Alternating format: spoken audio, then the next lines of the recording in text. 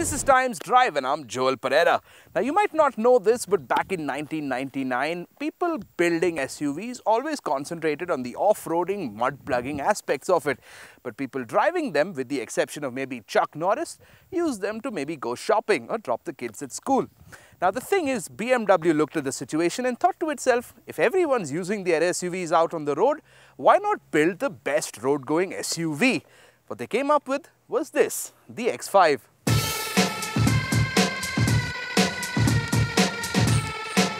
And that's exactly what they did. The hallmark of the X5 sports activity vehicle has always been great on-road performance and drivability.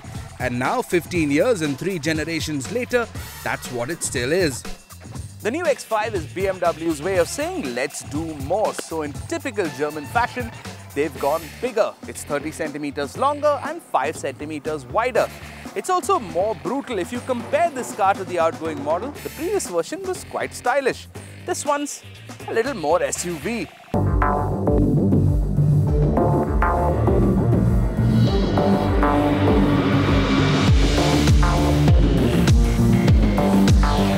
Now this is an SUV in India, so there can be only one proper engine option and no real relevant choices. What you've got under the hood is a 3-litre twin-scroll turbo diesel that seems to be BMW's diesel marquee engine. Right, so down to specifics. You've got 258 bhp of power, but a staggering 560 newtons of torque that's accessible from as low as 1500 RPMs. What that also means is that you're going to get just a hair's breadth worth of turbo lag. And if you do set your foot down on the throttle pedal in anger, you're going to get all that power almost instantaneously. Also, considering that this is a super luxury SUV, all this happens with very little drama at all. Just a slight bit of tremble as the power builds and then boom.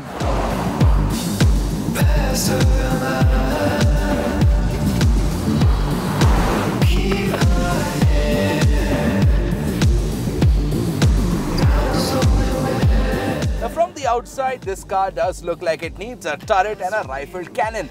But then if you do firewall the X5 from standstill, you're rocketing to about 100 in 7.5 seconds, which is seriously quick, especially for a car this size, and I'd imagine terrifying to look at from the outside. Top speed is about 230 kilometers to the hour, and despite all that thunder and lightning, cruising around in the city will get you a mileage of about 9.5 kilometers to the litre, going up to about 15 while cruising on the highway. Now, helping that decent mileage are systems like Start Stop, Brake Energy Regeneration and the Eco Pro mode, which manages the climate control and the gear shift point to squeeze every last bit of energy from that litre of diesel.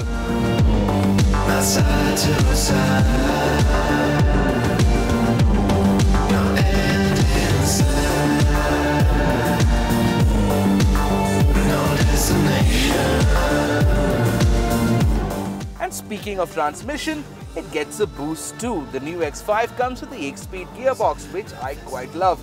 8 gears with tightly packed ratios make this car ride that wave of torque almost constantly. Gears shift so quickly and seamlessly that the driver really gets lost in the gearscape.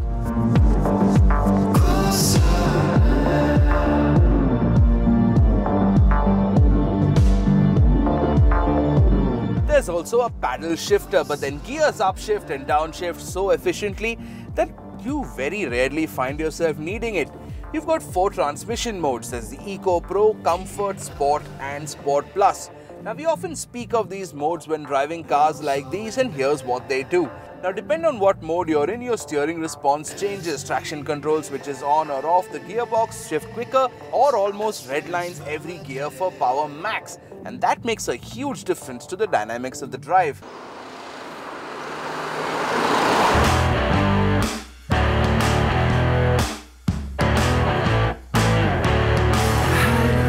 And then I lost it again. I know I'll get it back, it's just a question of when. Now one of the hallmarks of the BMW luxury driving experience is that comfort and style don't come at the expense of handling, and the X5 delivers and delivers hard. Like we said earlier, this car might seem pretty huge, but actually feels like driving quite a smaller car. It feels light and agile. BMW have managed to split the weight 50-50 over both axles, which makes this car feel really balanced. If you feel like it, you can swing the X5 around, like for fun. The car will let you do whatever you want till sheer physics comes in and tells you to calm down.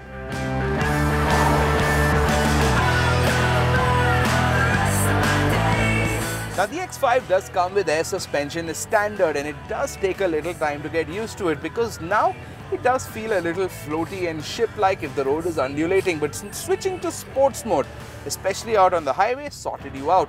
Our roads are pretty dire, and yet I guess the sheer weight and super massive 21-inch tires, which is what this car is riding on, basically ground everything out, though the wheels did seem like a bit of an overkill. You're going to be fine with the standard 18 inches. So performance gets a boost and all new transmission comes in too. Ride and handling get improved a slight bit, but from the outside it doesn't look like nothing much has changed. True, it does look very familiar to the outgoing X5, but then you have to look closer.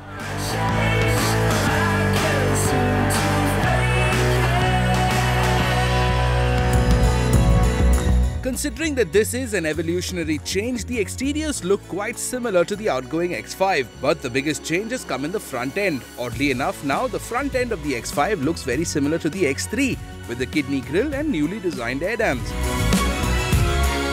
There isn't too much change with the interiors as well. They haven't strayed far away from the standard BMW black and tan design, but there is a feeling of familiarity here.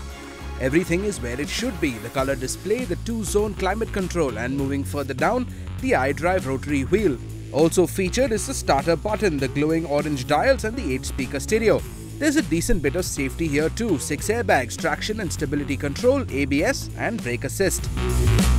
Another place where the new X5 outdoes the old is size. This car is wider and longer than the previous version, and that translates into a lot of space for everyone. Seating 5 comfortably with plenty of room for luggage and the family dog.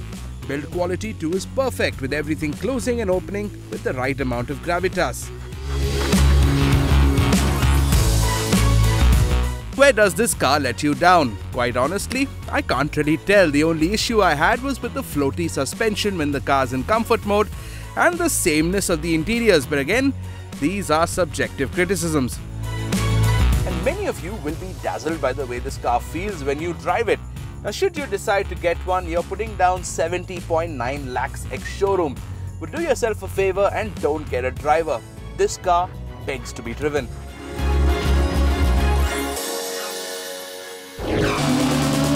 Welcome back. Now, Skoda has gone ahead and given the Rapid a midlife upgrade with refurbished interiors and an all-new transmission. Here's Abhishek Singh with the Skoda Rapid Black Edition. So the bourgeois have their cars packed to the gills with bells and whistles. And in today's day and age, even the Joe Public car buyer wants some of those things in what he drives. So the good folks at Skoda Auto decided to take your garden variety sedan and make it look like this. Brings a smile to the face, doesn't it? Say hello, dear viewer, to the 2014 Skoda Rapid Black Edition. Now this car looks like a dream. Yes, it's a break away from what the customer Skoda had in mind for the Rapid would like, but it's pretty nonetheless. The Black Edition is offered only in the Elegance variant, and it costs an extra 20 grand.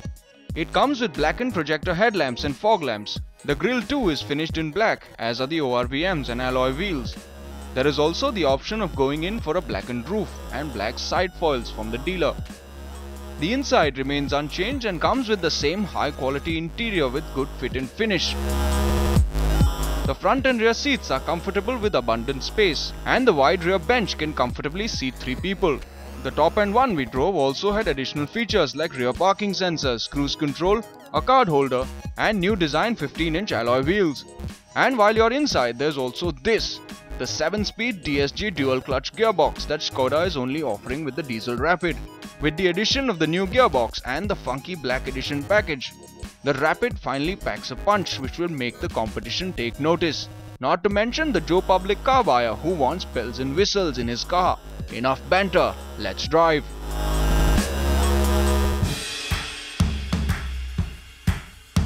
The The new Rapid is powered by a downsized 1498cc engine which puts out 103 bhp and 250 Nm of torque. These are similar figures to the petrol versions of the Rapid, despite the fact that the engine capacity on the diesel is 100cc lower.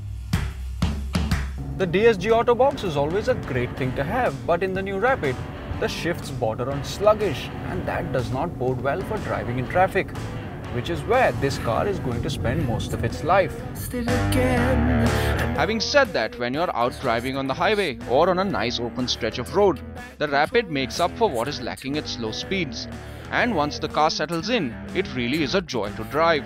There is turbo lag below 1800 RPM, but post that there's a huge surge of power, and the abrupt power delivery can make it difficult to drive smoothly. But one thing is for sure, overtaking in the new Skoda Rapid is quite easy, thanks to all the torque on offer.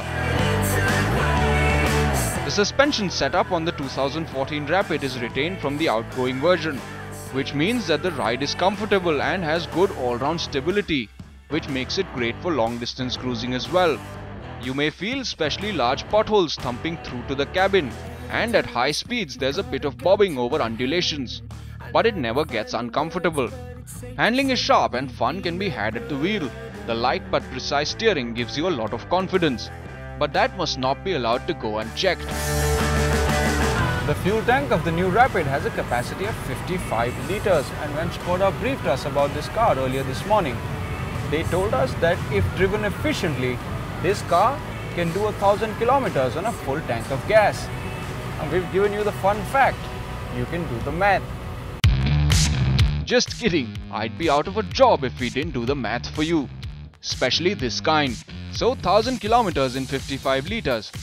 That's approximately 18 kilometers to the litre, which as far as mileage of an automatic goes is bloody good. If you were to ask Sharma uncle who stays down the street whether he thinks automatics can be more frugal than stick shifts, we know he'd laugh in your face. But Skoda claims that their high-tech dual clutch variant guzzles less gas than the manual one, and we believe them for the most part. But then the DSG will come at a premium, and we put that at around 1 lakh above the price of the manual. So should you pay that premium? We say yes. And while you're at it, pay the extra 20 grand for the Black Edition package as well, and there's no need for aftermarket modifications. Saves you a lot of trouble.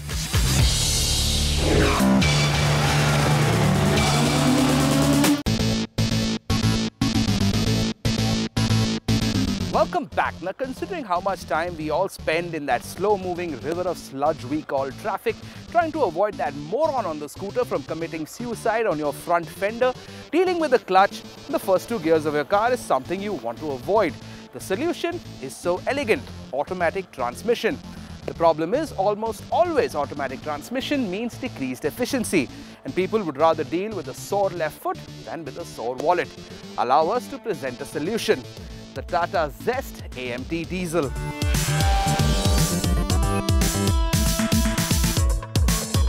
It seems like the perfect solution, and that's something called the automatic manual transmission, which makes the Zest Diesel special. By integrating this gearbox into the car, Tata Motors have created India's cheapest diesel sedan. Tata cars had that utilitarian air about them, but now with the Zest that has been expunged pretty well. And you can chalk that up to the projector headlamps, the cool grille and the chunky bodywork. Now, while the petrol version of this car might have walked away with a cool new Revotron turbocharged engine, in the diesel, Tata has struck with a tried and tested. So the engine is a Fiat-sourced 89 bhp 1.3-litre quadrajet, as in the Manza. And this engine has become as ubiquitous in this category as ice in Alaska. What is special though is the AMT system, or automatic manual transmission, which is a nifty bit of engineering. Unlike a regular torque converter or the more advanced double clutch DSG systems, the AMT is actually just a regular manual transmission that uses hydraulic actuators to lift the clutch and change the gears for you.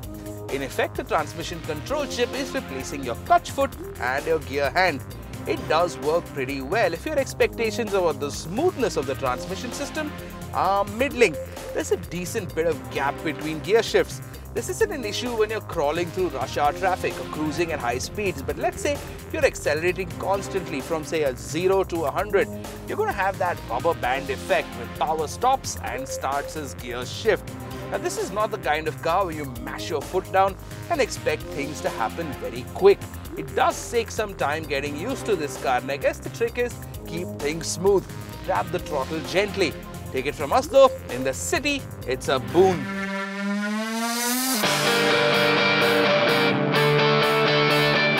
You also got sport mode where the gear shifts take a little longer, allowing you more power from the engine. And then there's the Tiptronic method. You really want to get a move on. You use the gear lever as a rocker and it will hold gears till about 4,500 RPM.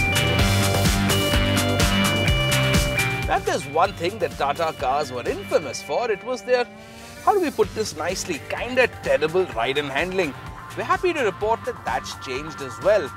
What you got with the Zest is a great mix of ride and handling, and we think that this is perhaps the best balance you can get at this price. There is this bit of thudding when you hit a really rubbish road, but it only remains a sound and doesn't translate to you bouncing around inside the cabin. Also, incongruously for a Tata car, the Zest is a car that handles pretty well. You can hit corners faster than usual and the car will handle it with a slight bit of body roll that doesn't really take away from the experience. So you've got decent engine, decent handling and mechanics, but for most people the real business end of the car is in the pointy part in the front, but the design and the interiors, and here too Tata is going to blow your skirts up with the overall slickness. The Zest gets an all-new interior and definitely feels fresh and contemporary.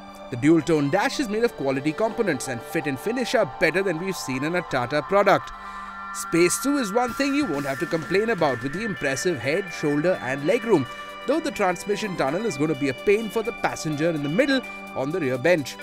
The test car that we have is not the top-end model and hence does not come with climate control, and the stereo sourced from Harman Kardon does have what you need like USB and stereo ports along with Bluetooth connectivity, but is one notch below what you'll get if you spring for the top-end model.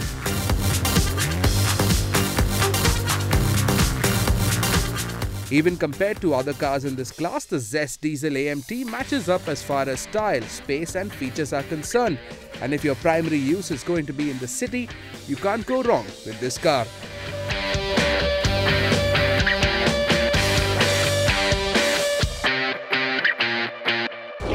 And that was our show for this week. We had a great time making it. We hope you've had a good time watching. Remember, you can catch this entire episode online at timesnow.tv or youtube.com and follow us at Times Drive on Twitter for program schedules and updates. Till next week then, drive safe.